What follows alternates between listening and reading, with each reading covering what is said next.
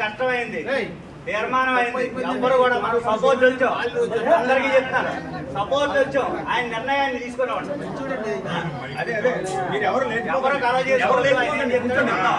ఆయనకి అన్యాయం జరిగితే మటుకు మనం పోరాడదాం. ఆయనకు అన్యాయం జరిగితే ఇది తప్పు అని మనం పోరాడదాం. అప్పటిదాకా కూడా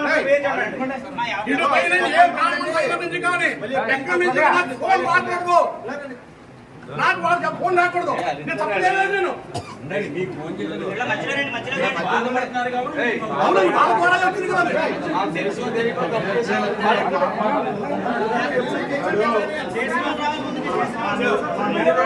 మా ఊరు ఒకటే ఏదంటే మన బయట మన అందరికీ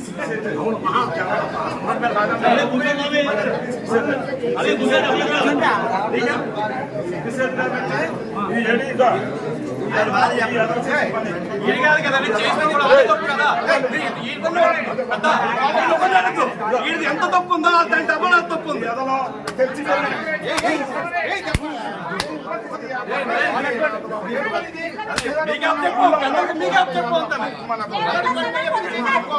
మిమ్మల్ని చూడు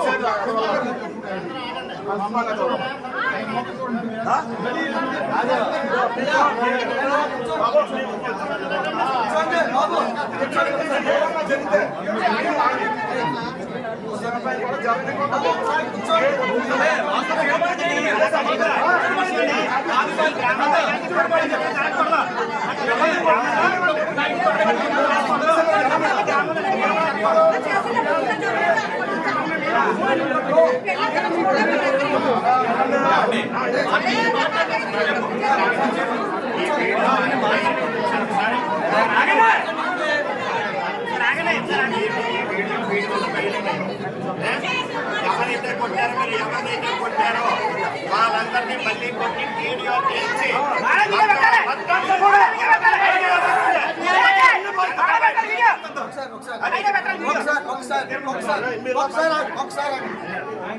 ఒకసారి బాబు అందరూ ఒకసారి వినండి. ఆయన ఒకసారి ఆయన చాలా బాధపడి ఉన్నారు. రేపు పొద్దున్న ఈయనకి ఏమైనా జరిగినా ఈ గ్రామమే బాధ్యత. రేపు పొద్దున పురోహితులందరూ వచ్చి ఇక్కడ మామూలుగా ఉంటుంది పరిస్థితి. పురోహిత మాత్రమే కాదు, యావత్ సమాజం ఉంటుంది. ఈ రోజుతో అయిపోలేదు. ఈ రోజు అయ్యా ఒకసారి బాబు ఒకసారి బాబు బాబు ఒకసారి ఒకసారి బాబు ఒకసారి మాట్లాడుతున్నారు.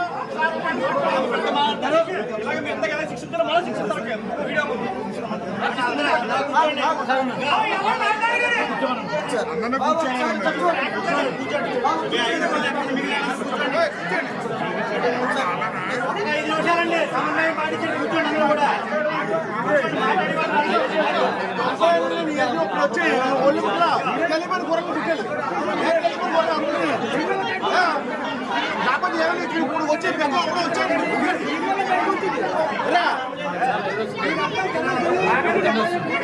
వచ్చి ఒకటి ఎప్పుడా 30 మీద కలిపని కూరలు కాకుండా వచ్చి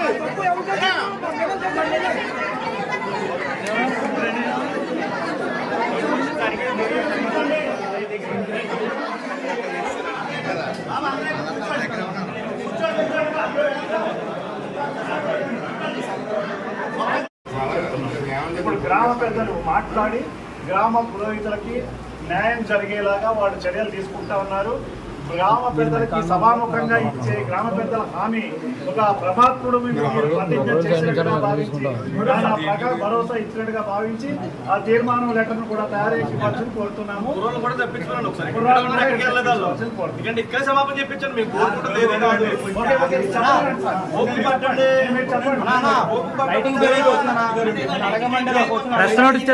లైట్ ఫెయిల్ అయిపోతుంది. చట్టాలు ఏంటంటే రికార్డు అవుతుంది. గ్రామ పెద్దలు మాట్లాడండి. ఒకసారి నేను మాట్లాడడానికి ఎలా ఉందంటే ఉండండి మొదట రామారావు గారు మొన్న నుంచి దీని మీద పనిచేస్తున్నారు. ఆయన మొట్టమొదటి పూలపేట పూలు వచ్చింది ఆయనకే, సూరిబాబు గారికి కాదు, నాకు కాదు. ఆ రామారావు గారు 2 ముక్కలు మాట్లాడవలసింది అవకాశం ఇవ్వాలి. ఆయన మాట్లాడిన పెద్ద ఆయన పెళ్లి ముహూర్తాలు ఎవరు పెడతారు? ఆయన పెడతాడు, చేయిస్తాడు. ఆయన మాట్లాడాలి కదా, అవకాశం ఇవ్వాలి కదా. అన్ని మనమే మాట్లాడితే ఎలాగా? ఆగండి, అవకాశం ఇవ్వండి. సామరస్యంగా సమస్య పరిష్కారం చేసుకుంటున్నాం. మరి కండిషన్స్ అదే లోపల పెట్టద్దు దయచేసి. ఇక్కడ అందరూ కలిసిమెలిసి జీవించాలి, జీవిస్తాం. మేము ఈ గ్రామం కోసం, ఈ దేవాలయం కోసం కాదు, ప్రతిదానికి మేము అందరూ కలిసి పనిచేసే టీం ఉంది ఇక్కడ. నేను మా ఆలయ కమిటీ చైర్మన్ గోవింద్.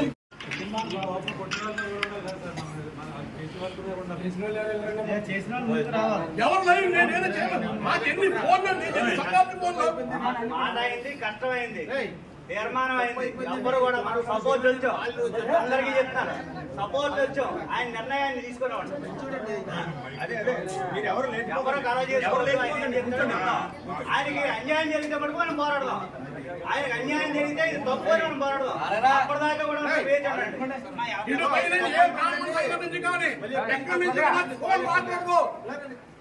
నాకు వాళ్ళకి ఫోన్ రాకూడదు. నేను తప్పలేదు. నేను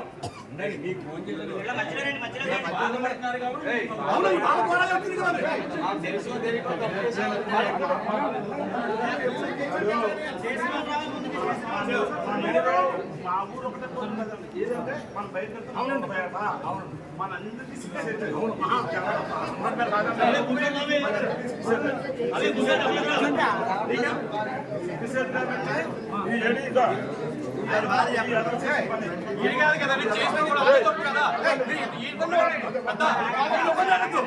ఎంత తప్పు ఉందో దాని డబ్బులు తప్పు ఉంది. అదలో తెచ్చి చెప్పు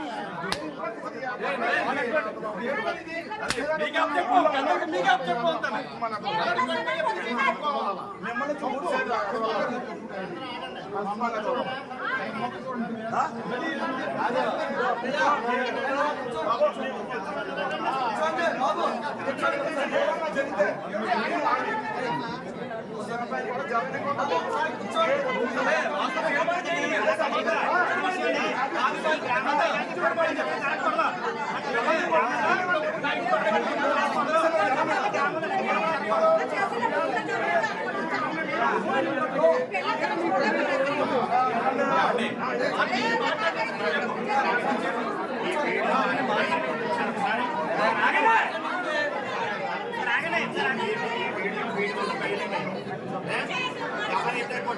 ఎవరైతే కొట్టారో వాళ్ళందరినీ మళ్ళీ కొట్టి వీడియో తీసి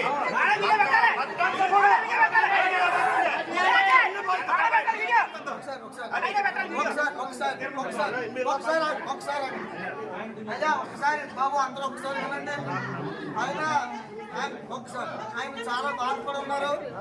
రేపు పొద్దున్న ఈయనకి ఏమైనా జరిగినా ఈ గ్రామమే బాధ్యత.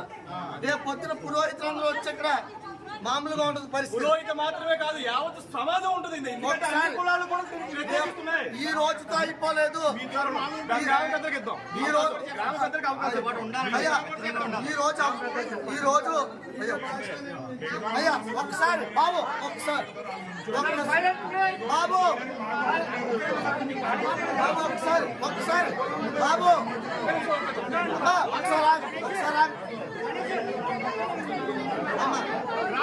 మాట్లాడుతున్నారు.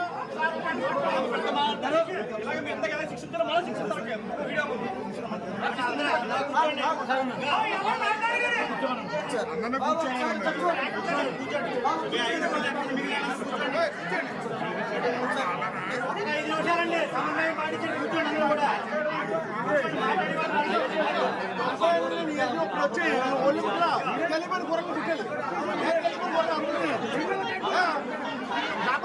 ఇప్పుడు వచ్చేది కదా వచ్చేది వచ్చి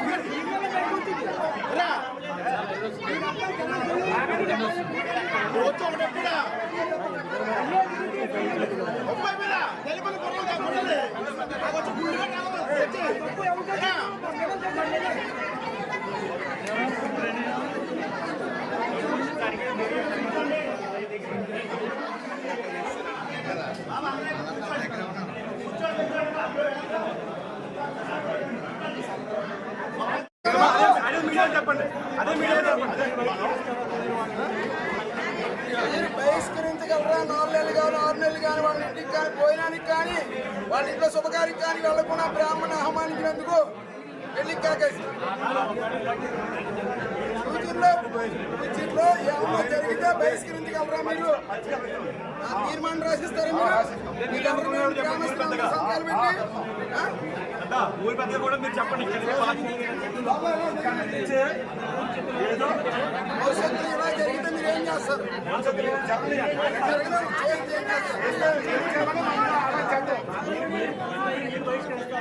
పూజలు బహిష్కరిస్తారా? మీరు ఆయన కాదు పూజలు బహిష్కరిస్తారు. ఎవరు మీ బాగా మీ గ్రామంలో రాకపోతే సమాజానికి ఎక్కడైనా సరే రాష్ట్రంలో కానీ ఇతర రాష్ట్రాల్లో కానీ ఎవరికి పిలిచిన పెద్దలు అవమానపడితే అక్కడ ఉన్న ప్రాణాలను అవమానపడితే వెంటనే లేచెళ్ళిపోండి.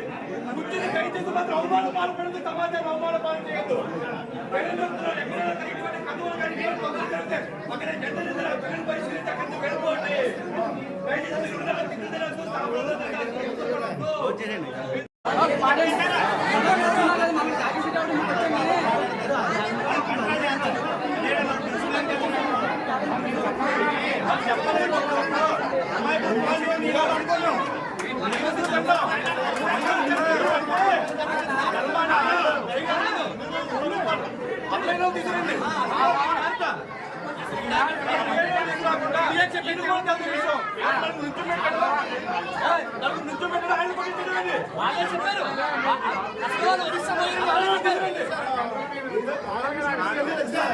అంటే మీడియా ముందు వచ్చేస్తే ఎక్కడితో గొడవ అయిపోతుందని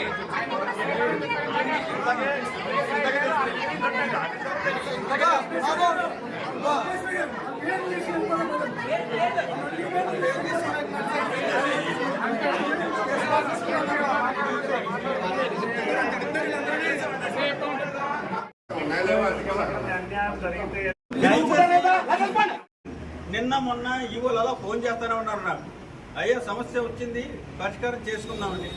లేదు పోలీస్ స్టేషన్కి వెళ్ళి కేసు పెట్టించమంటున్నారు, ఆయన తీసుకెళ్ళి కేసు పెట్టించారు. నాకు అలా కాదండి, గ్రామంలో మేమున్నాం, కేసు పెట్టడం అది కాదు, గౌరవం నుంచి ఏవో ఆచారాలు ఉంటే అది ఆచరిస్తూ వచ్చారు. అయితే ఇప్పుడు సమాజం ఒక నాగరికతలో ఉన్నాం మనం, అది దాన్ని బట్టి ఇప్పుడు కూడా మనం మారాలి. బ్రాహ్మణ ఆశీర్వచన కోసం అని మా పెదనాన్న పురోహితులు చేసేటప్పుడు వాళ్ళకి కూడా చెప్పారు మాట. ఏదో అల్లరి చేసేవారు. మా ఈ గ్రామ పురోహితు మాది, మేము చేయించుకునేటప్పుడు మా పెదనాన్న పురోహిత్యానికి వెళ్ళినప్పుడు ఏదో అల్లరి చేసేవారు. మా పెదనాన్న గారు తిట్టుకుంటూ ఇంటికి వచ్చేవారు. అది పాతకాలం, ఎప్పుడో 60 ఏళ్ల క్రితం మాట. తర్వాత ధర్మిల ఎంత సమాజం ఎంత అభివృద్ధి చెందాం, అప్పటికి ఇప్పటికి మన వాళ్ళు కోచులు పెట్టి తిరిగారు, వేళని కోచులు పెట్టి తిరుగుతున్నారు. ఎంత నాగరికత వచ్చింది. మరి అలాంటి నాగరికత సమాజంలో మనం ఆయన బట్టలు తీసి అలా చేస్తే 10 మంది ఆడాళ్ళు మగాళ్ళు ఉన్న చోట ఎంత అవమానకరమైంది.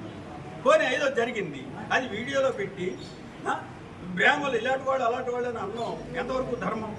మరి ఎంత బాధపడుతుంది బ్రాహ్మణ సమాజం. ఆ కోపంతో మరి మా వాళ్ళు వచ్చారు. వాళ్ళు ఎవరినైనా ఏమైనా అన్నా అన్నిదా భావించక మనందరం కూడా కలిసిమెలిసి ఈ సమస్యను పరిష్కారం చేసుకుందామని మీ అందరికీ నేను మనవి చేస్తాను. అనేక సంఘాల్లో నాయకులు అవ్వచ్చు, సభ్యులు అవ్వచ్చు, మా గ్రామం తరఫున మీ అందరికీ నమస్కారం. రెండవది, మా గ్రామం అన్ని కులాలు సమన్వయంగా ఉంటాం. ఏదొచ్చినా సర్దుకుని వెళ్ళిపోయే మనస్తత్వం మా అందరిది. మనం ఎక్కువ జనం ఉన్నామని తక్కువ జనం ఉన్నామని బలప్రయోగాలు చేసే గ్రామం కాదు మరి. అలాంటి గ్రామాలకు పెద్దలైనటువంటి రామారావు గారు, మాడుగులేశ్వరరావు గారు, పందుళ్ళు ఏం పేరు గంటా మసేన్ గారు, మరి రాంబాబు గారు, ఇలా అనేక మంది పెద్దలు, బాబు పేరు, ఇలాగ అందరూకి కూడా నమస్కారం. సమస్య వచ్చింది, దీన్ని పరిష్కరించుకుందాం, అది నా మాట.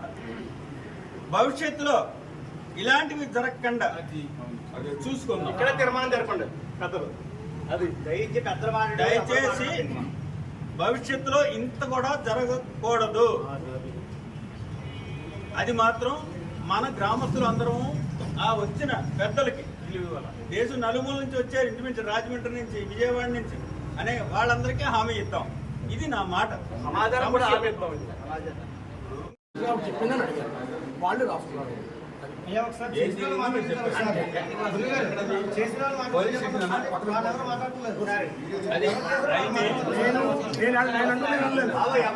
కూర్చోండి. పరిష్కారం కావాలంటే నెమ్మదిగా తెలియదు కదా మరి. నాకు అసలు మేము అయినా పెద్ద నేను పోలీస్ స్టేషన్ కూర్చోలేదు నాకు.